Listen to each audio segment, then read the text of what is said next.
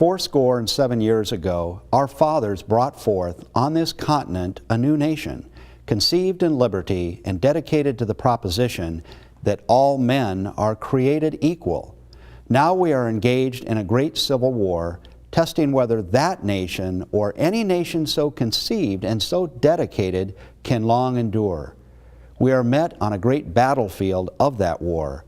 We have come to dedicate a portion of that field as a final resting place for those who here gave their lives that that nation might live.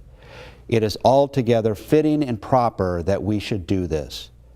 But in a larger sense, we cannot dedicate, we cannot consecrate, we cannot hallow this ground. The brave men, living and dead, who struggled here have consecrated it far above our poor power to add or detract. The world will little note nor long remember what we say here, but it can never forget what they did here. It is for us, the living, rather, to be dedicated here to the unfinished work which they who fought here have thus far so nobly advanced.